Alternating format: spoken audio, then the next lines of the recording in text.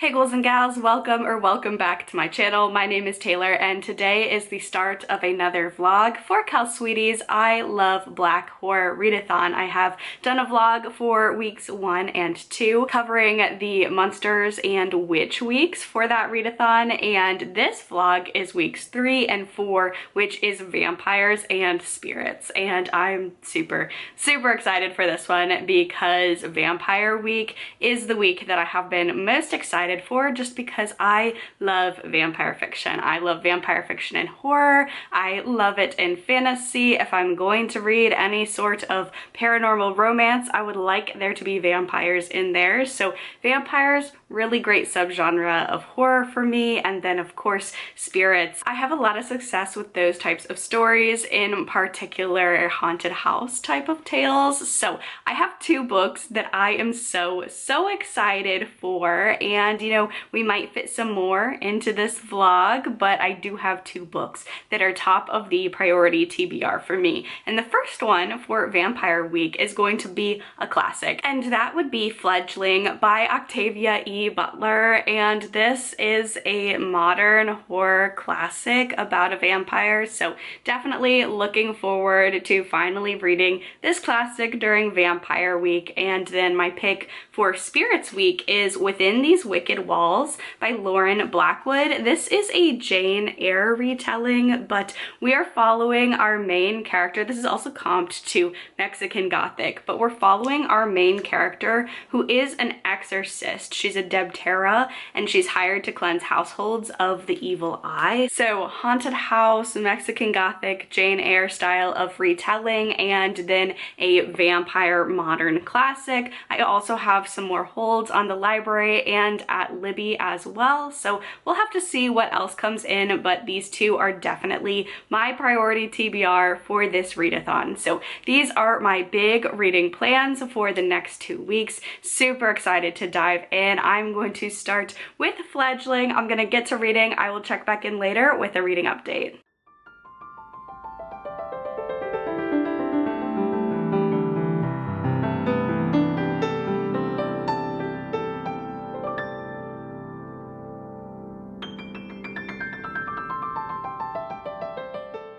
Hey friends, so I am now 6 chapters into Fledgling. That's about at the 45-page mark, and this one is very interesting so far. I have mixed feelings on this one. It's definitely been a very interesting reading experience so far. I know, first of all, I just feel so old and like retrospective on what time is, because this is, I feel we can call this a modern vampire classic. However, it came out in 2005. So when I said that, and then I was looking at it, it was 2005, I was like, oh, maybe it's not, because 2005 wasn't that long ago, so maybe it's a little premature to call it a modern classic. However, then you actually do the math and it's like 20 years ago. So yeah, that feels weird. It feels weird that that's like 20 years ago. Happened the other day with just another conversation unrelated to books,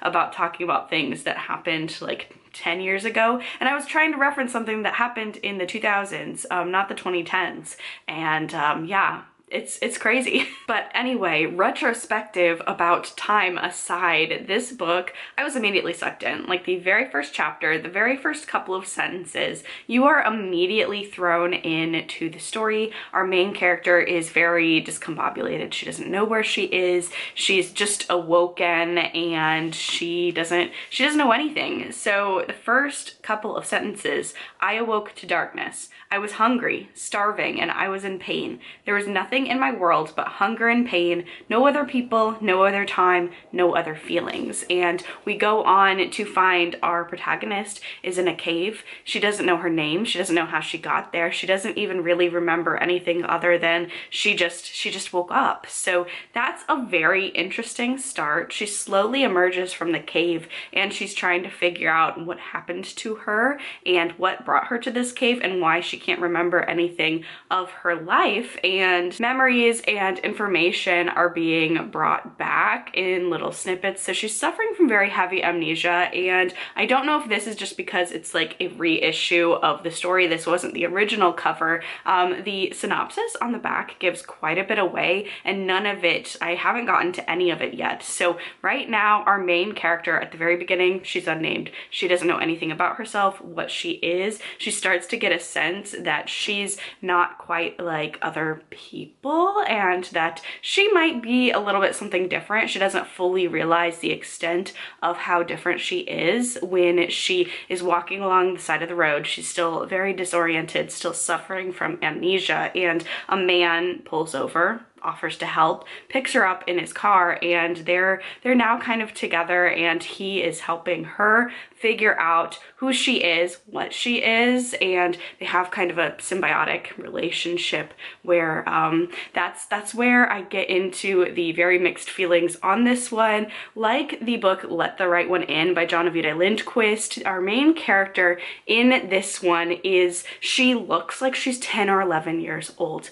However, the main character also, she feels a lot older. She doesn't think that she is a child, but she looks like a child. Her mental functioning is that of an adult, but she looks like a child. So there's where we have my discomfort with this one coming up, because Renee, as this man named Wright has given her a name because she still can't remember hers. Renee is 10, 11. She looks like a child. She has the mental capacity of an adult. She thinks like she's an adult, and on the back of the book it is like confirmed she is not a child, even though she's in a child's body. So that's an aspect of being a vampire that was a little bit briefly touched upon in Interview with a Vampire, the Anne Rice book, and then also the way that this is going, especially Let the Right One In, Genevieve Lindquist, the conversations of people taking advantage of vampires, but vampires also taking advantage of people, but the vampires being trapped inside a child's body. And it's not like an endorsement of the things that are happening in here, but it is a little bit wild to read a sex scene between Renee and Wright. Wright is a grown man. Renee has the body of a child, and he even mentions, like, he calls her jailbait. He like makes a joke out of it that she looks very young. So that's uncomfortable to me. The thing that is interesting about the vampire lore is that when Renee, like, she doesn't have any compulsion powers or magical powers, but when she bites someone, there's like pheromones or something that's in her saliva that when she starts eating from someone, it makes them very suggestible to what she wants them to do. So it's, I don't know. It's a very strange dynamic that I'm not loving. It's not an endorsement of that kind of thing. I'm dancing around words here because YouTube and what words you can and can't say. So that's a pretty uncomfortable part of this book, is that Renee and Wright have this relationship that is like a vampire and her familiar, but it's it has romantic and explicitly romantic scenes and interactions with each other, and that's uncomfy to read, I think intentionally so. But the vampire lore is very interesting, and the writing style of this one, Octavia E. Butler sucked me in from the first page. So I don't know. I don't want to say I'm enjoying it yet, because 50 pages in, I was really shocked when the relationship between Renee and Wright went that way. But there's a little bit of a mystery in Renee is still trying to figure out. She is starting to remember more and more, and she's remembering that she is like a vampire, but she can in fact walk outside during the daylight. It hurts her, it burns her, but she can do that. So she thinks that she maybe is intentionally different from a lot of other vampires, and there may be people chasing her, whether they're people or other vampires trying to get her, and she doesn't know exactly what that entails. So I am really interested in where this book is going to go, but it does have those elements. It does have those elements. I do want to give a warning, because that's a super huge trigger. Just like Let the Right One In. I know I've mentioned it a couple times. but that one, like, I really enjoyed that book. It's a very dark book, but it's very much like a commentary. Like, the people who take advantage of the vampire that they think is a child are not good people. They're the antagonists, and it's obviously something that is depicted but not endorsed in that book. This one feels a little bit murkier at this point where I'm at, just because it's Wright seems like a nice guy, other than the fact that he has this relationship with Renee, but Renee is also kind of like compulsing him in a way because of the fact that she has fed on him. So it's a weird and a very tricky dynamic. And not tricky for them. They seem to be having a great time and both like the relationship and the setup that they're in. But me as the reader, I'm not having a fun time reading those parts, but the vampire lore and the intrigue of the story with the amnesia is very interesting. So I am going to keep reading. I will keep y'all updated. Fingers crossed that this goes in a little bit of a different direction and kind of addresses the Renee Wright relationship, because right now really hate that, but I'm really intrigued by the rest of this story. So I'm gonna go keep reading, and I will check back in later with another reading update.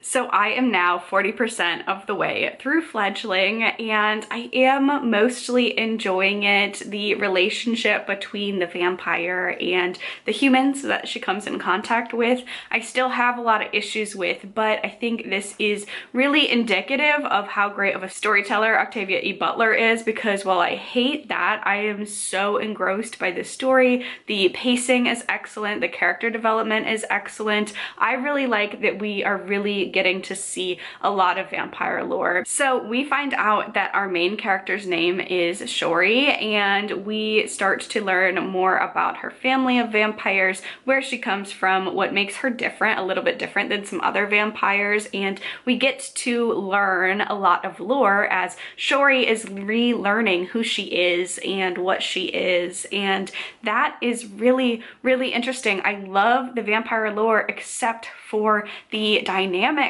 at the center of this story, and I'm sure, at least I'm hoping, that's something that maybe is intentionally supposed to make you super uncomfortable. Vampire fiction, like if we're thinking about a Thrall or a Renfield type of character, themes of consent and being under control, under someone else's control, are pretty prevalent in vampire fiction. So it's not like this is the first vampire novel to kind of dive into some uncomfortable relationships and power dynamics, but this one is just really rubbing me the wrong way, because we have Shori and she looks like a 10-year-old child, and that of course is uncomfortable, but we find her having adult relationships with adult humans. These adult humans comment on how uncomfortable it is and the fact that she looks like a child, but they're still attracted to her and want to have a sexual relationship with her. So that's uncomfortable. However, we figure out that our main character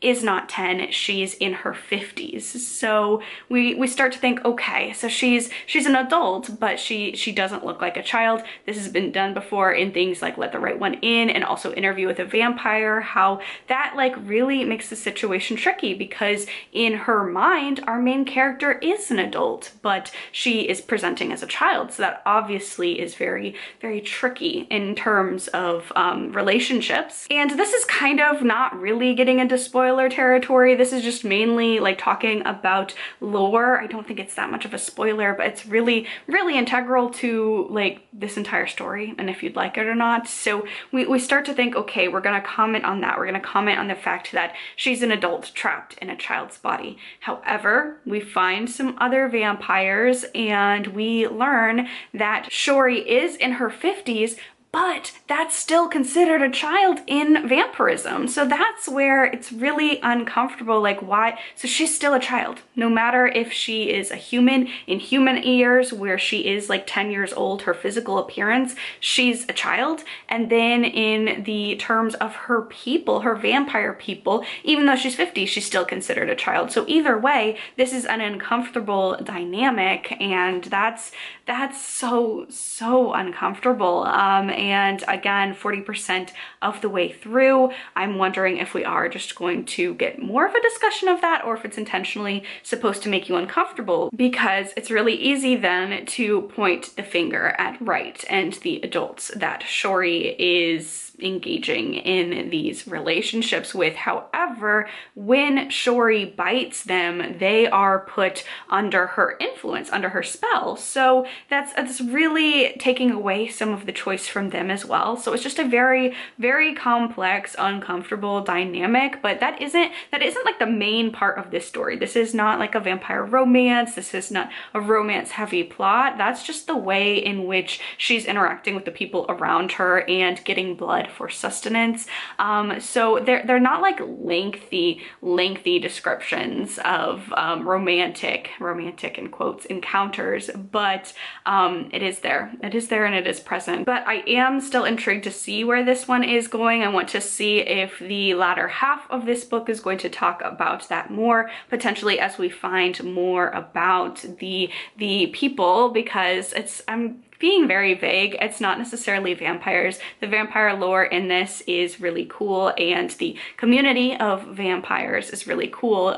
So I really do love most of the vampire lore, and right now it's turning into a little bit of an on the run cat and mouse chase. So I like the pacing, I like the character development and the lore. This is super cool vampire lore. Just the relationship between Shori and her human familiars, Renfields, I suppose, is making me very uncomfortable, but this is good storytelling. So I will finish this one and then wrap my thoughts up in the next reading update. So I'm going to go finish this out. I will talk to y'all later.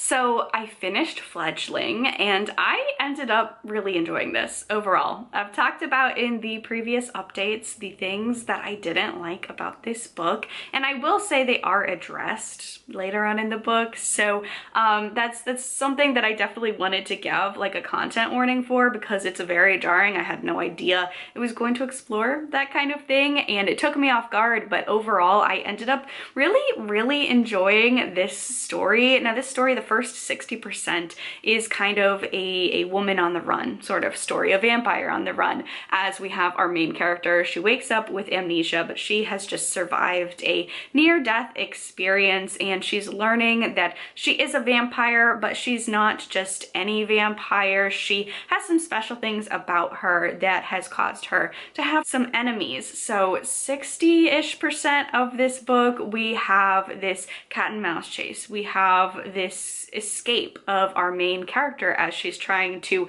evade people trying to do her harm. The last 40% of this book turns into a courtroom drama, which I loved. This is a vampire book that has like a society of vampires, and this book just felt very lore heavy and just really exploring the dynamics of this vampire society. I loved that. I loved the courtroom proceedings, and it is made clear why Shori is a child, and that becomes very important in the courtroom proceedings. So that kind of does alleviate some of my worries about this one at the very start. I will say I hate Wright. He's my least favorite character in this book, and that's one of her symbionts that she has. She ends up having multiple, but I hate Wright. My thoughts about him did not change as his dialogue and actions and views did not change, but I really liked our main character Shori, and I really enjoyed the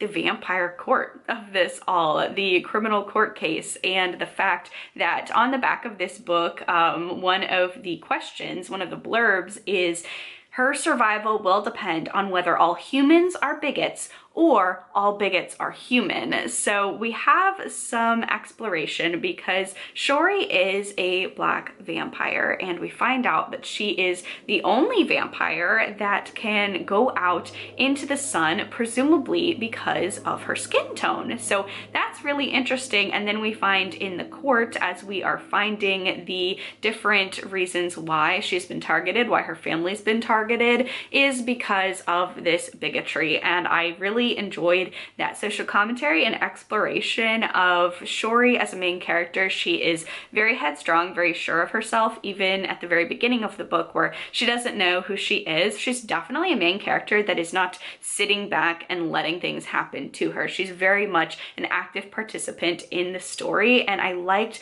the way in which that was really challenged, because she's going up in court against some older vampires, and she's constantly people who do not like her, like, oh, you're too brash, you are not like us, you do things a different way, you're not talking to us with the respect we deserve. So the fact that she is a young Black woman or child, depending on if you're looking at it in like the human sense or the vampire sense, it gets very murky there, but she is a younger Black vampire, and I thought that social commentary was done really, really well. So I ended up really liking this one overall. I don't think this is going to be for everyone, because it does feel very much like the plot is very interesting, but I feel like this is just so lore heavy and like thought driven. Like there's a very clear message that is in this book, and that is the focus, as opposed to a large sprawling plot.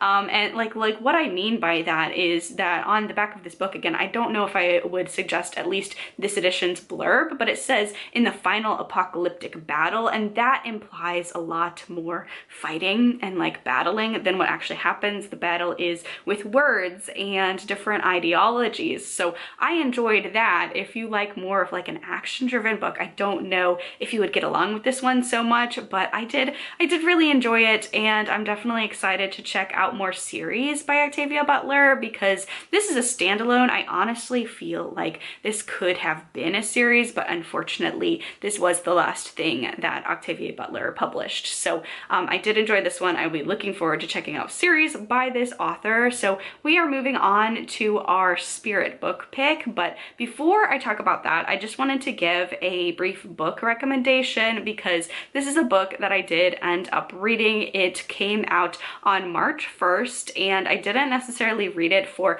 this readathon, but it is by a Black author, and I think a lot of people should check it out because it's an indie published book. I don't see too many people talking about it just yet. I hope that when it comes out, more people are going to check it out, but that would be Shy Girl by Mia Ballard, and I really loved this one. This has such a deceptively cutesy cover, but right off the bat, I want to say a comp title for this one would be Tender is the Flesh, based on the things that are being explored and the amount of gore and horrific body horror. So definitely be warned before you pick it up, but the cover is absolutely gorgeous. We are following main character Gia, and she is down on her luck. She's just lost her job. She doesn't have a family that she's close with or a big support system, and she also has OCD that impacts her day-to-day life. So she's really struggling. She's trying to find a job because she doesn't have one anymore, and the bills are piling up. Rent is becoming due, and she doesn't know what to do. So she signs up for a sugar baby, sugar daddy dating website because she is so desperate and she just needs a way to get some quick cash. And she meets and connects with this man that has a very interesting to her request, and he wants to pay her a very large amount of money for her to act like a dog for 8 hours a day. And this is a strange offer to her. It's not something that she's personally into, but the man seems nice enough, and it's money that she desperately needs. So she takes it, and on the very first day of her job, things just go in a horrifying and dark direction. I read this one in a single sitting. I could not tear my eyes away from the page, and I even read it on an e-reader, which I don't have like an e-reader or a Kindle or anything like that. So when I get e-arcs, I read them on my phone, and that can be dangerous because, you know, if you get notifications from other apps or something like that,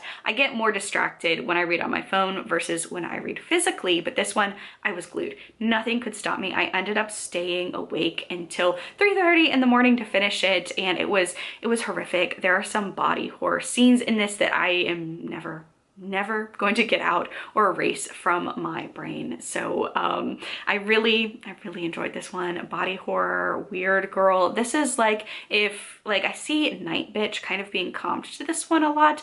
This is if Night Bitch like was in the vein of Tender is the Flesh. Night Bitch is more literary fiction. I mean, I still think it can fit within the general umbrella of horror fiction, but this one goes there. This one is absolutely horrifying and terrifying, and I just really liked it. It was really effective body kind of cosmic sort of horror, and I'll definitely be checking out more by this author. I think she has, the other book has a striking cover as well. I think it's called Sugar. I'll pop it up when I find it, but I would love to read this one. I'm gonna try and get my hands on it because I really enjoyed Shy Girl. So I just wanted to give a recommendation for y'all. I think this one is definitely, it's so unsettling and so great. So I read that, really enjoyed it. Again, it came out March 1st, and we are moving on to the Spirit pick. And I say it came out March 1st because you're seeing this vlog in March probably, just based on my editing schedule, but we are moving on to our Spirit Week pick, and that would be Within These Wicked Walls by Lauren Blackwood. This is about a woman who comes to a haunted house to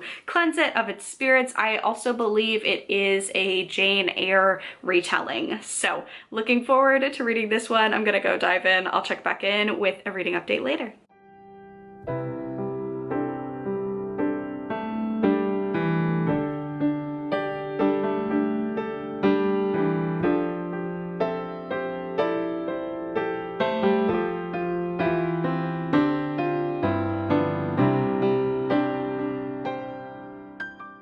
These are my very unaesthetic overnight oats work from home edition. I feel like normally whenever I see overnight oats recipes or recommendations of like recipes to make them, they're always in these cute little like mason jars, and I don't have that. I don't have the time or patience for that. So I'm trying to get into eating breakfast as a habit and also finishing up things in my pantry that we've had for such a long time. I am not an oatmeal person, but I am trying. So this is my work from home breakfast of the day.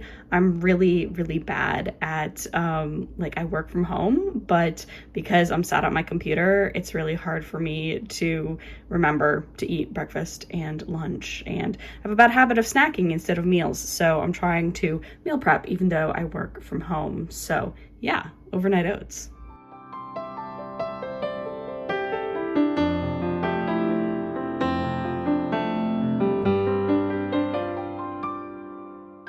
So I am now 45% of the way through Within These Wicked Walls by Lauren Blackwood, and this is definitely a Jane Eyre retelling, so much so that one of the main characters is named Rochester. So we are following our main character Andromeda, and she is a Debtera, which means that she can exorcise spirits from a house. And this is really interesting because the setting is Ethiopian, and the religious aspects of this one is Christianity based, but it also has Ethiopian elements to it as well, because when I started reading this one, I noticed that our main character was talking about God as in a singular God, and a lot of things that me growing up as a Roman Catholic, like I knew those aspects, but then we had the Debtera parts and the different aspects of religion that are not familiar to me as a Catholic, or not Catholic anymore, but someone who was raised Catholic. So I did pause at the beginning of this one and just did a little digging, a little research. Debteras are a real position in Ethiopian religious culture, and so I liked those aspects. I liked kind of doing my own little deep dive because this does explain some cultural elements, but it also doesn't hold your hand and assume that the reader knows nothing and explains everything out to you. I do like that kind of world building, whether it's fantasy world building or world building just in a different culture than I am used to. So I did do a little dive at the beginning of this one to get some additional context, and I am really enjoying this one. This is a gothic fantasy, I want to say, gothic horror fantasy. I don't know like which direction this is going to go, because we are following our main character Andromeda, and she is a Debtera, and she gets hired by Mr. Rochester to come and cleanse his house of spirits. And she She arrives at this manor and it is the most intensive job she's ever seen. This house is the most possessed she's ever seen, with different manifestations of evil spirits, the evil eye, and she has to cleanse the house room by room to cure Mr. Rochester and his house of the evil eye. The manifestations are quite scary, quite horrific. The manor is just like a perfect Gothic manor. When you think of a Gothic manor, that's the situation and the house that Andromeda now finds herself living in. And the manifestations can get quite creepy, quite scary. Every single room like has its own unique sort of haunting. So those are the Gothic horror elements. And then of course Jane Eyre we have as like a Gothic classic. It also has some romance in it, and this one does as well. And at like the 45% mark where I'm at now, I'm wondering how much, because this is a Jane Eyre retelling, it is quite a bit shorter than Jane Eyre. Jane Eyre is about 500 pages or so. This one is YA, new adult. Our main character is 19, Mr. Rochester is 20, and this book is only about 300 pages or so. It does have the pacing of a YA novel, which I think could be great for people who want to dip their toe into Gothic horror or Gothic fantasy, because Gothic can be quite slow. So this is paced like a traditional YA, so it is quite a bit faster than a lot of Gothics I'm used to, but I'm not minding that. I love the house aspects. I'm a little bit nervous at this point in the story that the romance is going to overpower and overtake the ghostly elements. I usually find this to be the case a lot of times, not all the time, but a lot of times when we have a retelling of a classic, but we also add a fantasy or some sort of fantastical element into it. The beginning, I like the introduction of the new fantastical or speculative element, and then as we get further on into the story, that kind of takes a back seat to the plot of the retelling. And obviously this is an Ethiopian Jane Eyre retelling, so I should be expecting that. So very, very romance centric, but there have been quite a few like creepy little haunted house moments, so definitely a good blend of Gothic themes here. This is a pretty fast-paced read, so I do anticipate finishing it up today, and I'm gonna go get to reading. I will check back in later on to wrap up this review and then wrap up the vlog.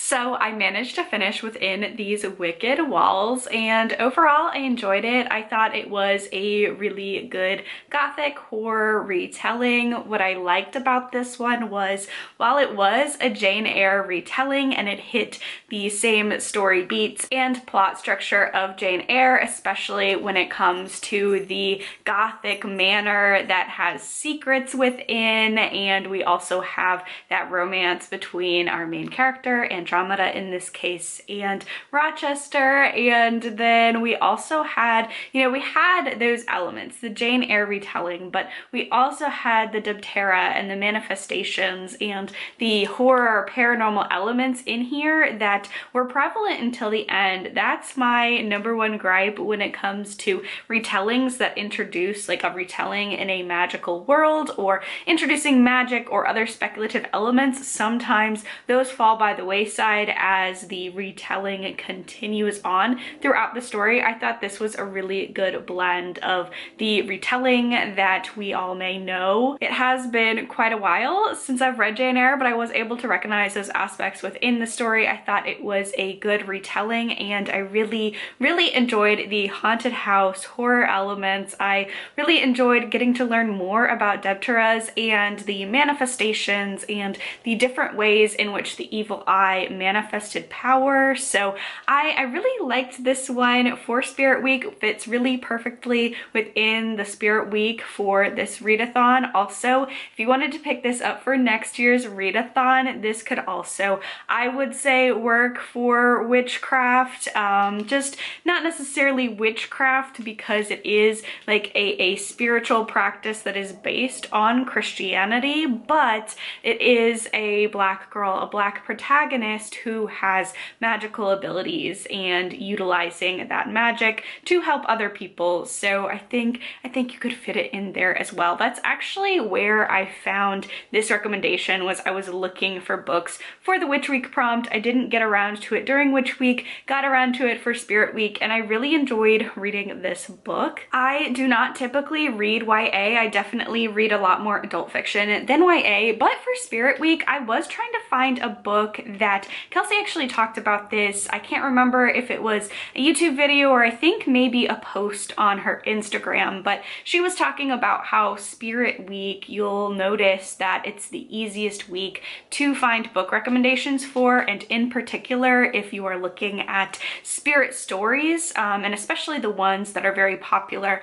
by Black authors, they have something in common. And if you think about ghosts and the premise of a ghost as someone who has died and they are come back from the dead because they have unfinished business, or they were a victim of a crime, or they are maybe getting revenge on an evil or wrong that was done to them. If you think about American history, that often plays into slavery. And so when I was looking at spirit books and looking at my bookshelves and looking at the books that I love books like The Reformatory or When the Reckoning Comes, but I did notice that my own reading, especially if we're looking at spirits, a lot of the Black books or the books by Black authors that I have read have dealt with slavery, and that's so important. But it is also important to highlight stories that don't have to deal with slavery, because Black history and Black stories are more than that. It's a very important historical lesson to learn. It's a very important and unfortunately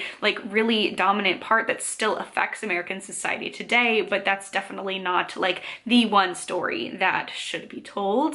So I wanted to make sure when I was reading a spirit book, I wanted to pick a spirit book that had some ghosts, some spirits, haunted house horror, but also didn't deal with slavery or the antebellum period, just because, again, while those stories are so important, I also wanted to read a book where we do have horror elements and we do have ghosts, but we also have our main character getting to have this very cute, very like melodramatic at times, but it is a Gothic story, romance that is featured centrally throughout this one. So I did just want to make that note, because a Jane Eyre YA retelling is not a book that I maybe would have gravitated towards, but I was trying to be really intentional about these two picks, or just my picks throughout this readathon and of course throughout the year. So I did enjoy this. If you are looking for a YA Gothic horror fantasy, I would recommend this one. If you're looking for an adult title that has